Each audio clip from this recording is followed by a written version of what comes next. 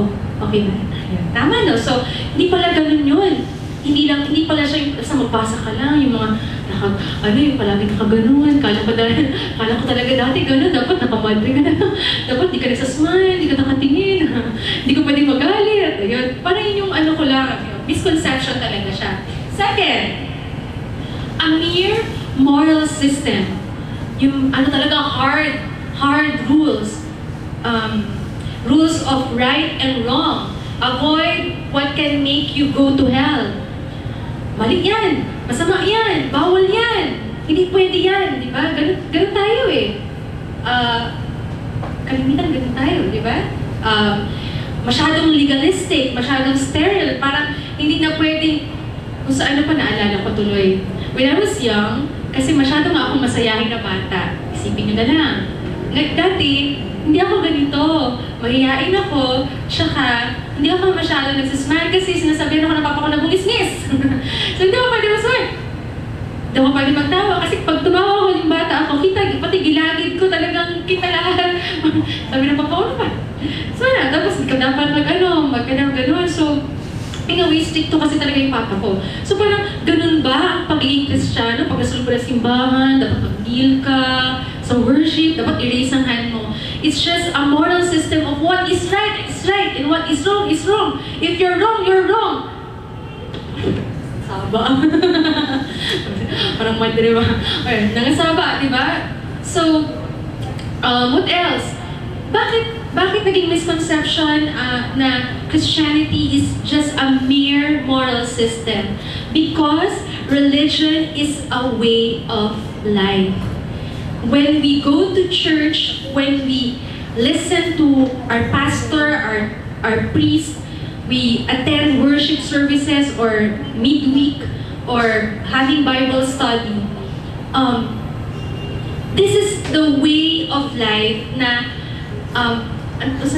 parang murag, pag magising ka, maliligo ka, mag-toothbrush ka, kinaiyahan na nimo, a way of life. It's not about right or wrong, or black and white, but Christianity is about living your life to the fullest and enjoying it. Masaya ka sa ginagawa mo. Kaya mo hindi yan ginagawa, kasi alam mo mali, hindi yung sa dahil na sabi ng pastor, or sabi ng nanay, tatay mo, sabi ng ng madre, or sabi ng superior, or ganun yung natin way. Example, lahat naman tayo nagtatrabaho, di ba? Yan, nagtatrabaho tayo lahat. Alam natin kapag dating ng 3:00, pwede tayo mag-snacks. Tama, di ba? Meron 30 minutes.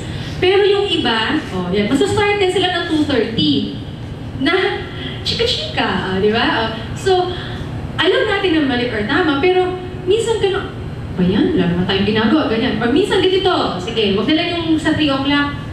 Ang time out, 5 o'clock, di ba? Pero 4 o'clock, nagsastart ka na mag-time out. Bakit? Di ba? Nagsastart ka na mag-link sa imong table, make-up, or mag-text, o kita ta, anong date? Di ba? Ganyan. Bakit ko nakikwento to? Why am I telling you this? Kasi, yung work natin is like religion. When we work, we're supposed to enjoy the work, not just because of the pay, but we're enjoying it because we're serving. We're giving services not only to the company, but to the people that we are catering. Tama ba? Diba? So kung halimbawa, ganun yung pananaw mo na nandito ka lang kasi ginawa mo to dahil sinabi ng boss mo or hindi mo ginawa to, di parang lumalabas na, nakakulong ka. It's just, parang naka-cage ka pa rin. You're not free. And then, that is what we call not an Christian way of parang hindi talaga siya pagiging Kristiyano. Kasi hindi naman ganun, di ba? Ayan. Now, third, a mere humanitarian system. Yun. Di ba sino dito yung pag nakakita ng bata, naaawa talaga, binibigyan ng something, ganyan. Naalala ko ng college ako, kwento ko lang pero hindi to ayabang, pero tatawa lang talaga ako sa sarili ko. There was a time na in my college years, bumibili talaga ako ng biscuit grocery kasi ako yung tipo ng tao na hindi kumakain by the time. Kumakain ako pag gutom ako. And most of the time, gutom ako talaga Sabi ako, gugutom talaga ako. So, yung 1 cup of rice ko, pang 1 hour lang yan. So, kailangan ko mag 3 cups of rice. Or else, I need to eat something in between that. So, kailangan ko talaga magpaalam sa teacher. Or, kung hindi ko kakain, dapat nag-aaral ako ganun. So, ganito, palagi talaga ako nagbabaon ng biscuit. Now, there's this time na nag-try ako maglakad. So, sa TAF ako nag-aaral. Meron ako nakasulubong na yung namamalimos. So, meron akong extra na binigay ko sa kanya. Akala ko yun lang yun. Ngayon, nakasama na siya sa budget ko. Hindi ko wala akong makakain yan nito kasi alam ko may may manghihingi or meron akong dapat bigyan. So, in a way, when we say that Christianity is just a mere humanitarian system, we're just telling that we equate Christianity in just being good, being kind. Ay, naku, kapuutan niya. Tingnan mo, hindi siya nagkagalit. Wala talaga yan siyang kaaway. Diba? Pag-mother siguro yan siya. Naku, grabe. Pastor's wife na yan siya ba? Wala talaga yan siyang kasalanan. Diba? Parang di mo kabasag pinggan ganun. At yun yung masasabi natin mabait yung tao or Kristiyano talaga yung tao. Pero hindi naman talaga ganun. Why? What is Christianity? It's not just a humanitarian system. It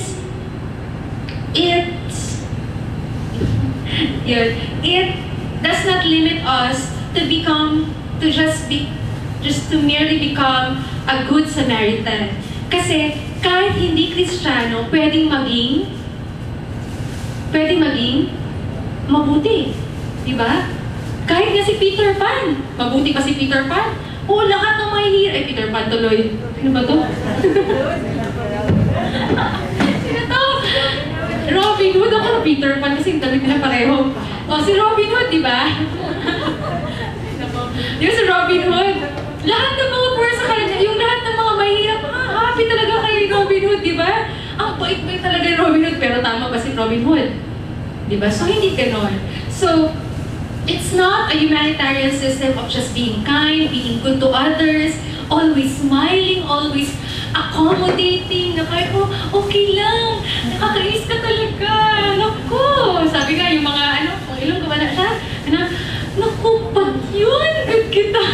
Ganun daw yung mga di ba, pag ilong ko, kahit magalit daw, sige, ganun. So, kidding aside, it's not just a mere humanitarian system, but when we love the poor, when we help the oppressed, because they need it, not because of our own sake. Like, when we give something, di ba may feeling na, ganda ng feeling, nakabigay ako. Pero minsan, dahil gusto mo lang ma-feel good, para hindi ka ma-guilty na hindi ka nagbigay, magbibigay ka. Pero iba yung feeling na nagbigay ka kasi alam mo kailangan ng tao kahit na minsan ay kulang sa akin pero kailangan niya eh. Mas kailangan niya ngayon. Itong pera ko, mas kailangan niya ngayon.